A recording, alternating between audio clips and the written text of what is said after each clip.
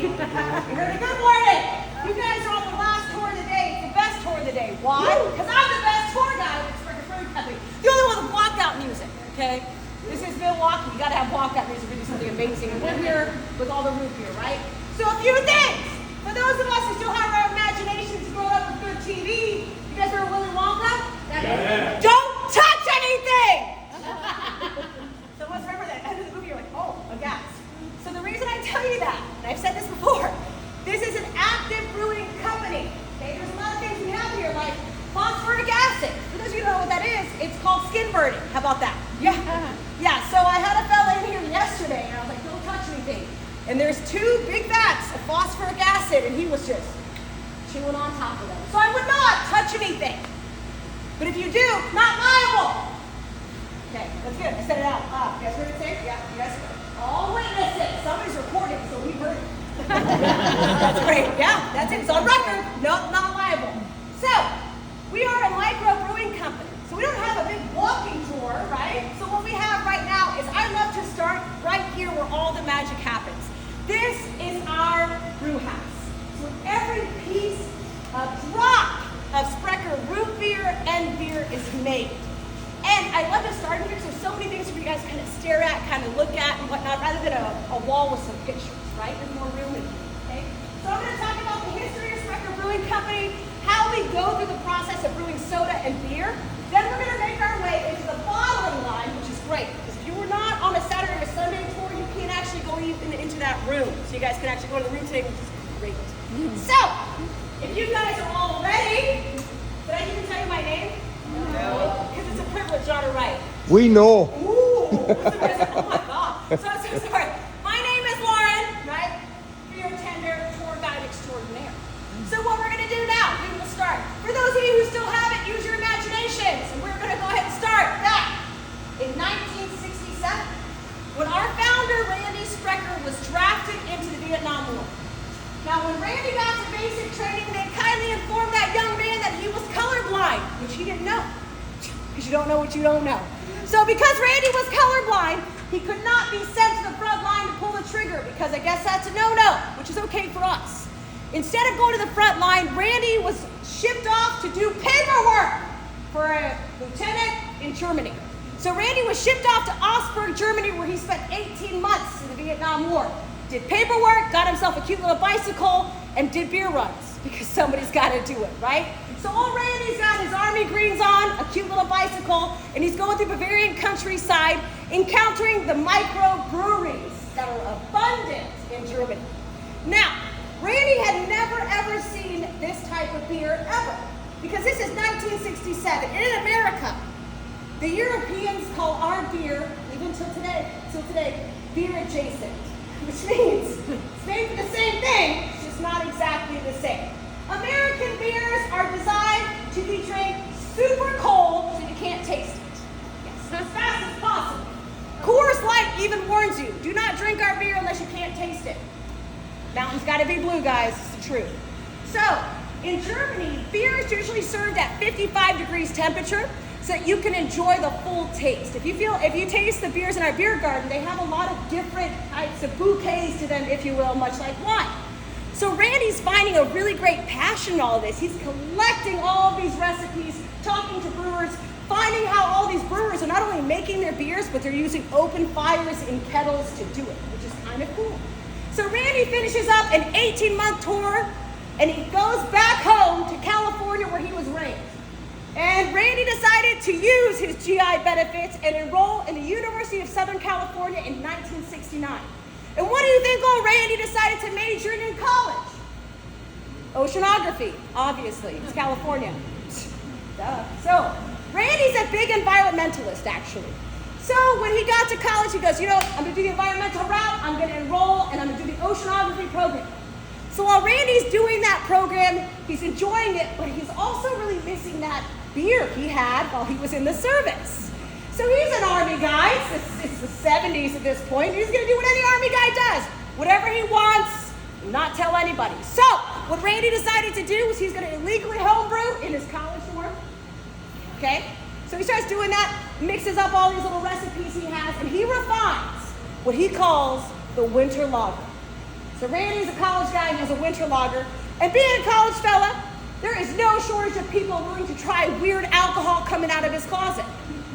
Some of us went to college were like, bingo, that's absolutely right. So Randy gives out his beer, everybody's loving it. I mean, everybody loves it and not one person died. So he's got himself a product there.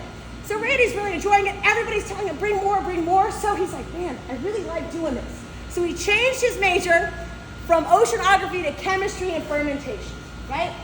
So about 1972, Randy barely graduates for obvious brewing reasons, okay?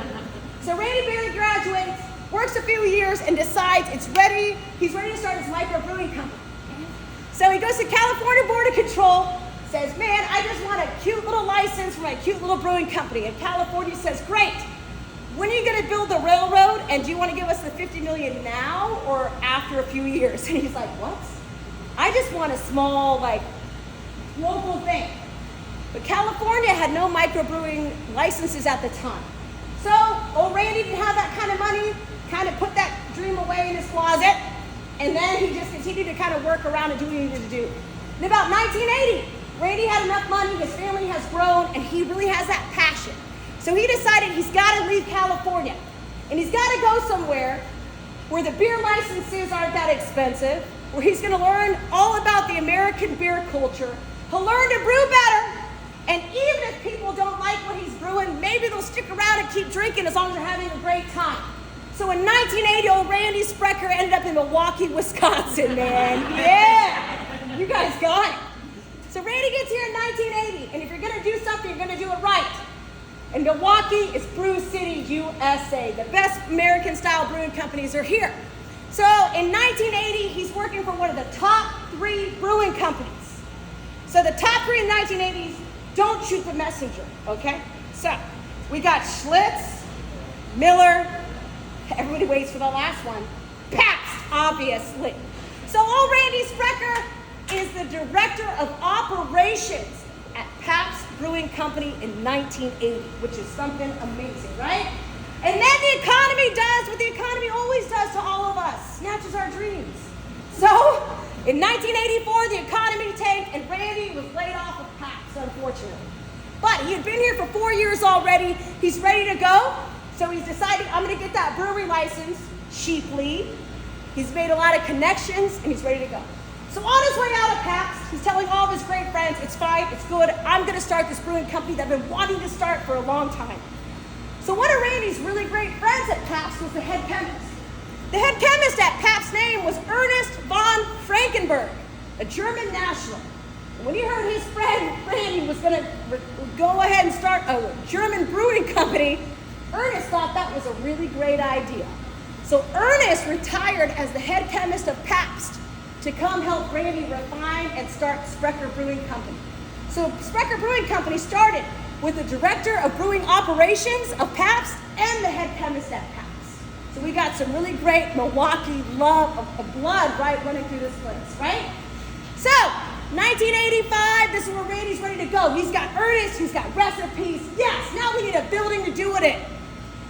Milwaukee is a town of beers and a town of people who are dedicated to the Packers, cheese, Bucks, and beer. You guys are like, yes, right? That's right. So Randy knew it. So he had to put his brewing company he knew within foot traffic. Maybe there wasn't as many locals, so he could get people to try it, right? A lot of locals, but not too many. He needed around a place where people didn't care what the alcohol was as long as it was drinkable, and a lot of people that had money to spend.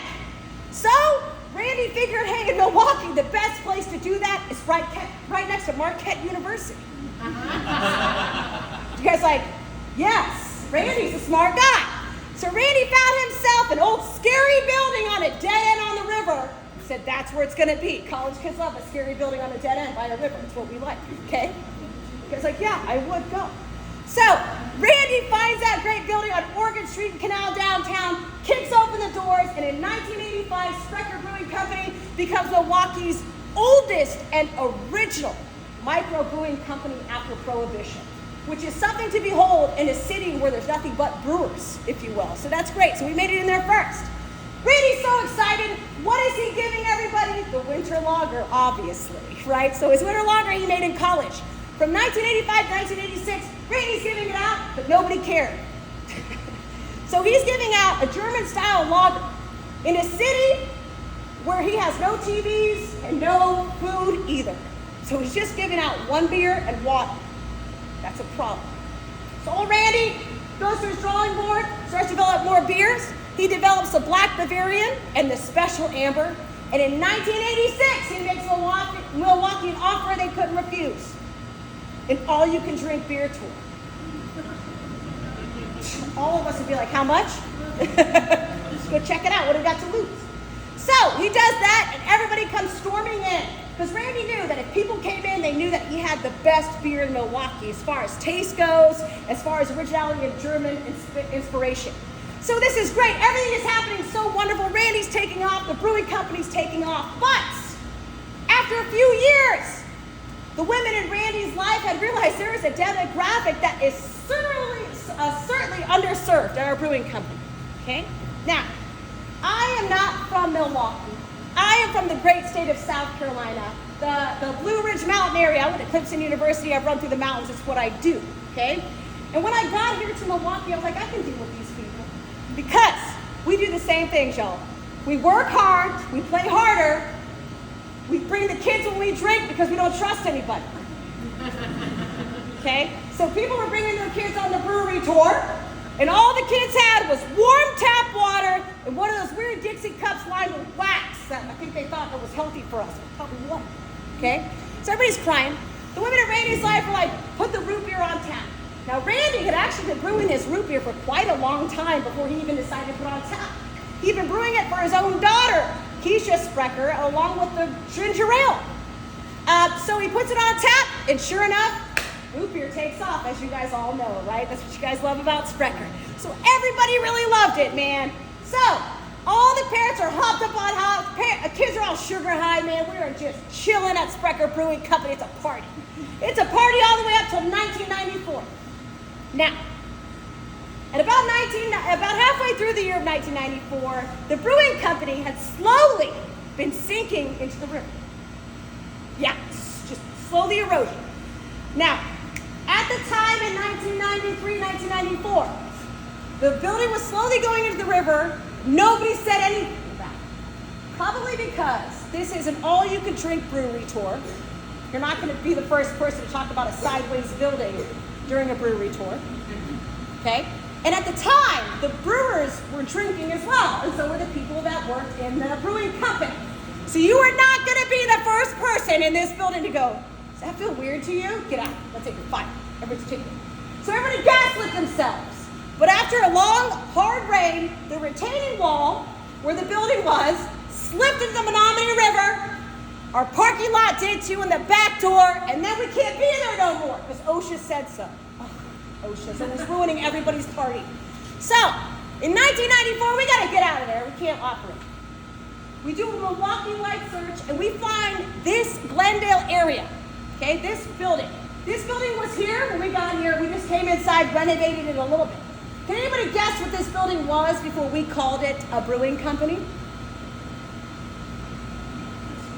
A school? No, that'd be a weird school. This was a tuberculosis hospital. Just kidding! Relax! Whoa! A lot of people, like, I can tell where people's ages are. It was like, get out. Like, we can even leave. No! The real story is, if you can believe this was an elevator manufacturing plant. It's always been one story tall, which is probably why it wasn't making elevators for nobody in 1994. Guaranteed. So, now, we get here and we become what Milwaukee is known for. Now, as I said, I'm from the South. For those of you who like Jack Daniels, in the South, where they make Jack Daniels, in Lynchburg, Tennessee, it's what we call a dry county. So where they make Jack Daniels, you are not allowed to buy or drink Jack Daniels outside of the distillery. That's the South things. But when you get up here, it's totally different. I was surprised there was even things open on Thanksgiving. I was like, ooh, not the South no more. Now, what y'all have here is some great stuff. Now, in America, there is one bar for every 4,800 people, okay? Here in Milwaukee, and it might even be less now, there is one bar for every 14 1,400 people. You guys are like cut at quarters, boom, boom, boom. COVID compliant drinkers in here because it's spread them out. So Sprecher is one of those. We're across the street from the neighborhood. We're a place where people will walk across when it's growler day, fill it up, and walk right back home. And that's been a great thing for us. It has grown everything. So since Sprecher got here in 1994, he has not only expanded his beer, but he's expanded his sodas. So the lines of sodas that we had at first, right, were the root beer, we had the ginger ale, and then because this is Cream City, USA, you gotta add cream soda. Then he rounded it out with what he called Grand Cola, but y'all know it today as Puma Cola. Everything else has just been added based on people in our neighborhoods, or just you guys going, hey, you should make one of these. Have you guys tried the watermelon soda yet? No. Tastes like a melted Jolly Rancher, right? Like if you have not, you gotta try it. I mean, could you drink a whole glass? That's crazy if you can. Me, I like the taste. That's about it, right? So we become that. We're a very family, wholesome place, and that's what we always want to be. So Randy's done some great stuff for you guys, and then if we fast forward to February of 2022, Randy was ready to retire, right? This guy's worked hard, long. He's developed the best root beer in the United States. In the world, essentially. We would all say world, right? Definitely. You know. So, Randy wanted to sell his brewing company, but what he was afraid of doing was selling the brewing company off to a conglomerate who would just pull us apart. This place wouldn't be here anymore. This might be a school or a parking structure, if you will, if it wouldn't be for Randy. So Randy turned down a bunch of offers because he didn't want it split apart. He wanted it just like this. And sure enough, he held out hope. And a group of local Milwaukee businessmen who were UWM graduates who drank at the original brewing company were like, man, we'll buy Sprecher from you because it's what we love. So they bought Sprecher from Randy in February 2022, and since those fellows have taken over, Sprecher has grown 4 times as big. We are distributing our sodas in 49 different states at this point, which is really, really cool. I mean, it started right here in Milwaukee, and now everybody loves it. Now, the only state we do not distribute to is Hawaii. Because as my father looked at his 4 beautiful doe-eyed children in the 90s, we cannot go to Hawaii because the bridge to Hawaii is still closed. So we can't drive. Still closed. For all of you guys wanting to go to Hawaii, you can't go there. Still waiting for that trip for my father, but whatever. So we can't drive there, but we will always ship Sprecher wherever anybody wants it, okay? So we do ship it to Hawaii. We just don't actively distribute heavily. In fact, the furthest I believe that we have shipped a single box of root beer has been to Kuwait. So I believe somebody in green over there was like, I need some Sprecher, and they got it delivered over there. Probably sold $10 a bottle, I would. Yes, that's some good stuff, right? So we get here, and Sprecher's great. We're still a family. We don't wear polos, we wear t-shirts, we have fun. I don't have to wear a name tag because why? Because knowing my name is a privilege, not a right. And you guys should all feel that way. And we only have our names. That's it. Now, that is a very quick, condensed version of our history. It's more complex than that. There's always so much more to learn. But, now, are there any questions, comments, or concerns about anything you've heard so far on our history? No? Perfect. Let's continue. Let's talk about how we brew our beer. Everybody relax. Okay? Now, we brew our beer according to European German laws, which means by the decree of the German king a long time ago, beer must have these 4 ingredients, the holy tetrad, if you will. If it doesn't have these ingredients, then it's not beer, simply put. Now, the first ingredient in beer is the liquid base essential to all life. And what is that, everybody? Water! Then, the second ingredient is a grain that comes from either barley or wheat, but then we refine it down to the ingredient that starts with an M. Malt. Yes, malt donates a color to the beer. Malt's whole purpose is to tinge your beer a specific color. Now, this is a base malt. It's essentially what we call golden. So whatever color it will donate will be a nice golden light color, much like you'd see in the Acapulco Gold or our Hefeweizen. Now, if we were making a darker ale, let's say like the Black Bavarian, I would use a chocolate malt. Okay. Now, That chocolate malt doesn't smell or taste like chocolate. It's going to hurt your feelings like that baker's chocolate your mother or grandmother told you it's not good for you. Hurt your feelings, don't you? Then, the next ingredient is the reason frogs love beer so much. Hops. Told that on Father's Day, very proud of myself. Yes. So hops give beer its aroma, that mouth feel that you get after your beer. Okay? So this is how we get our hops, like a nice little pebble little bit. So if you're looking for a very hoppy beer, we're a German style beer company, so we don't have 85 IPAs that all taste the same on tap. So, thank you. There's an underground brewery fight club. I'm obviously the winner in the women's division. I don't care. Obviously. Okay. So, now if you're looking for something very hoppy, close to an IPA, I would suggest our Pineapple Express. We call it the Pineapple Express because it's brewed with citric and mosaic hops, which are generally found in juicy IPAs. And juicy IPAs are traditionally brewed with a pineapple or a citrus in them. So there's no pineapple or citrus in that brew, it just has a hop to it. If you're looking for something that doesn't have a lot of hops to it, try our Hefeweizen. That's a nice light wheat ale. Okay? So, God bless you! Yes. This is what hops looks like from Joanne Fabrics. You are now all hop certified. Oktoberfest is coming around the corner. You could be in Michael's, wherever you are. Somebody could be like, oh my gosh, is this hops or Holly? And then you come around the corner and go, I can tell you, ma'am, I've been certified in Sprecher. So this is hops. See? Nice. Good. Love it for you guys. Then, the final ingredient, essential for alcohol fermentation, everybody? Yeast. I mean, like, you're not wrong, but wow. Guys, you guys want to know how we do it? Okay, relax. All right, so here's how we start. We'll take all the malt, okay, that nice grain, we put it in this silo right here. So all the malt goes into this silo and it goes down into a little funnel. Inside the funnel, there's a sifter to make sure any larger particles are not going to be brought into the miller, okay? So as the malt is being sifted, the brewers blow it a kiss because we brew with love. So if it tastes bitter, they didn't blow it a kiss, okay? So all the malt is sifted out, makes its way into the miller, which is right here. Your malt is milled out of its husk, the shell, so that when we add water to it, the water can penetrate the actual grain. So once all of that malt is milled out, it makes its way into the mash tub. Okay. When we have all the malt we need, we're going to add sparge water to the mash tub. Now, sparge water is not a type of water, it's how the water is used.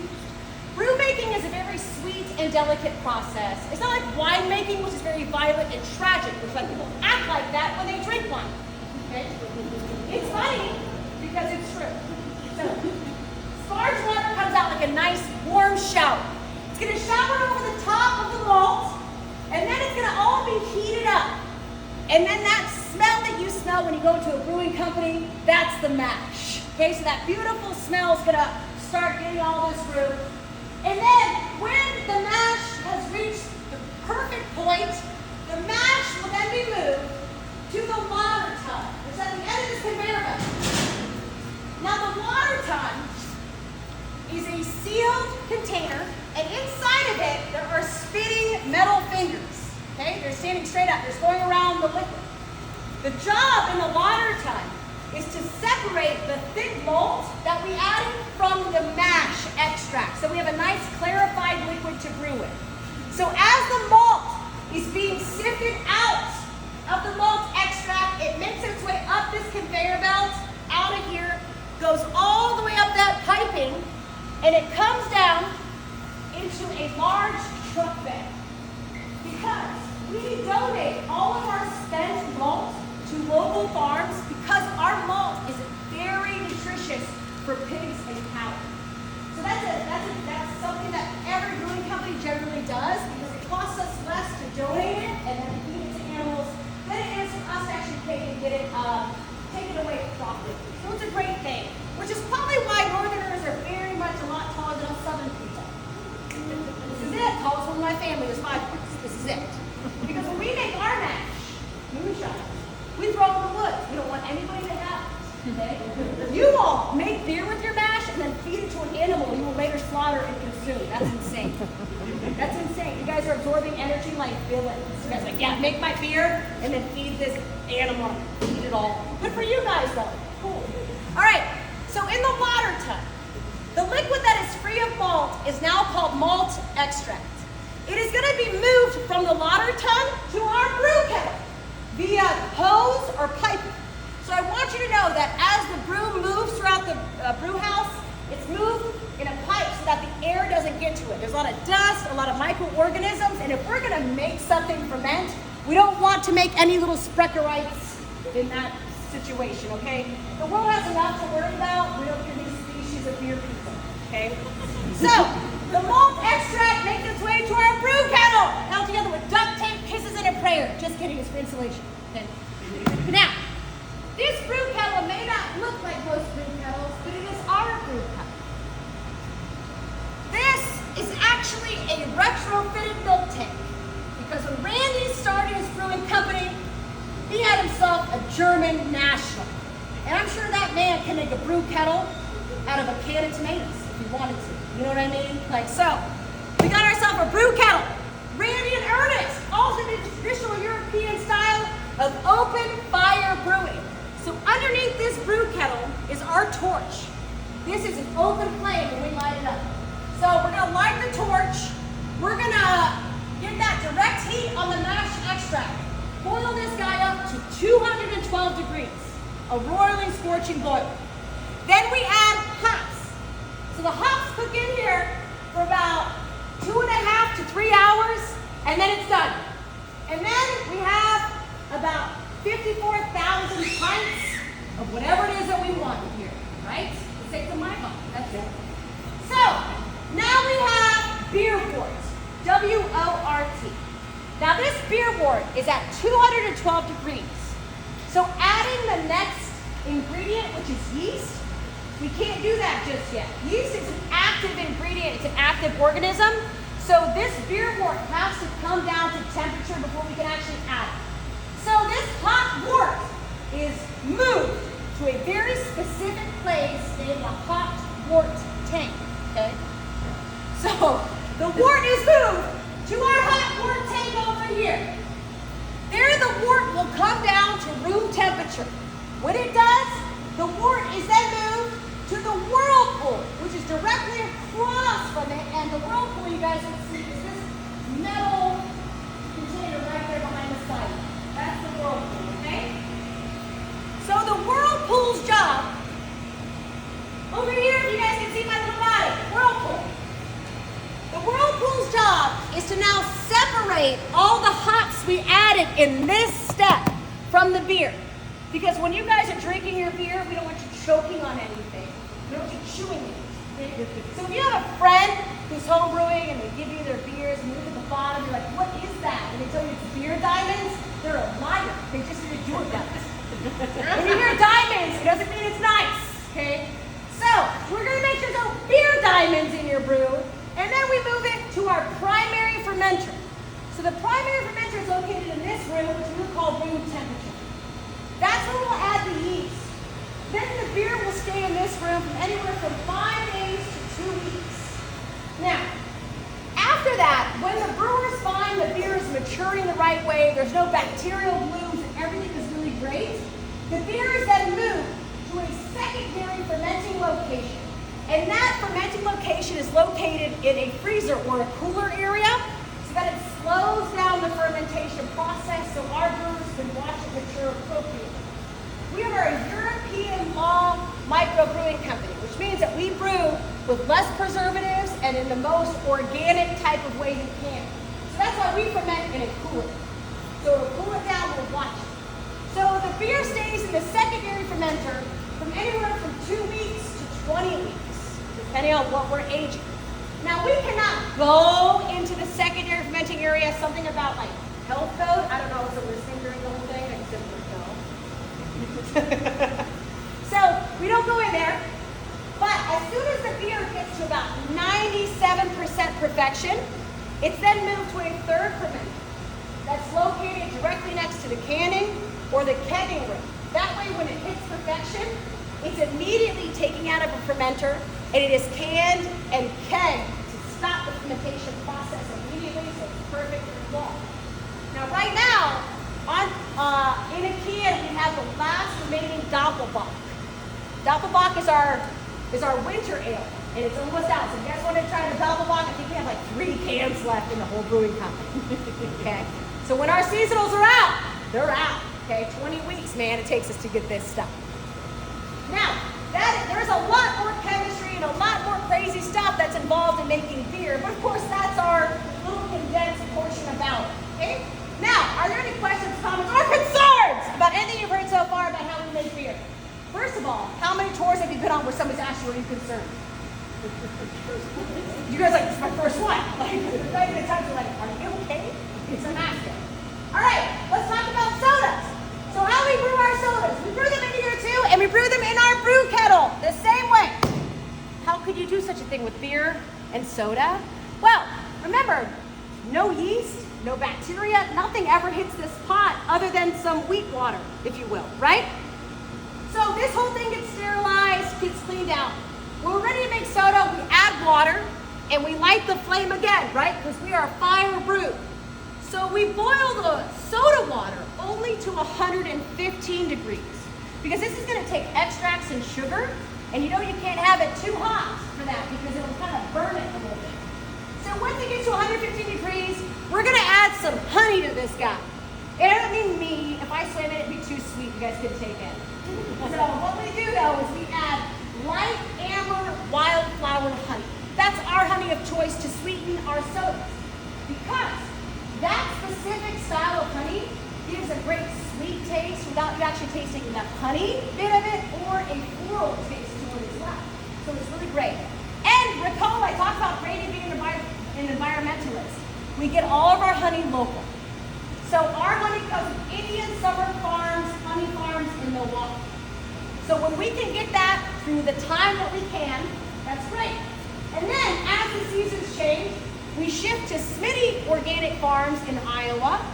And then when we can't get any of our organic honey from up here because it's too cold, we get our honey from Argentina at an organic honey farm. So throughout the year, Sprecher may have a very slight different taste to it because honey, of course, is going to donate a taste based on how those bees can get their specific formula. So it's actually really cool. Now, we never change the formula. This might be what we kind of add to it because we like to keep it organic and supporting local stuff. Okay?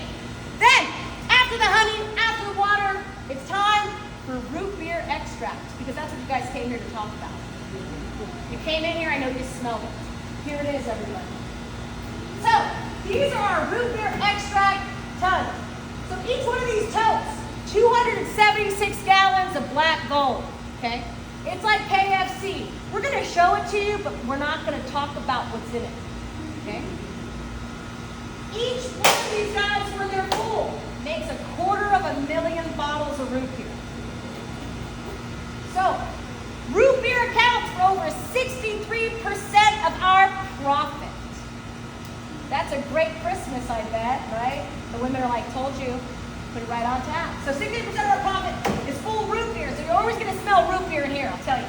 So we'll add a couple gallons of extract. Everything boils up for 3 hours, and then it's done. And we have 54,000 pints of whatever it is that we're doing. So when we make our brews or our sodas, we make it in huge quantities because we only have this place right here. There are only 3 fellas that operate in this room. Because if you're going to do a lot of work, for those of us who worked in industries like that, it's better to have less people doing a lot of work than having 500 people doing crazy things, right? So those guys do it. And imagine, they're making sure that we're hitting all of our quotas and they still get the weekends off. Yeah, right? Guys, like, they're working hard. Those fellas work hard. So when this soda, it's going to move when it's done. It'll move to a place near the canning, the kegging, or the bottling line. Where, when it is canned or kegged or bottled, then we carbonate it. We can't carbonate the soda already because if we tried to put that soda inside of a can or something, it would be too much, right? So it's canned, kegged, or bottled, and then carbonated as it's being being filled and whatnot. And we love to lightly carbonate our sodas here at Sprecher so you don't get all those bubbles in your face, right? You taste it all. Now, that was our quick rundown of how we produce our sodas. Are there any questions, comments, or concerns?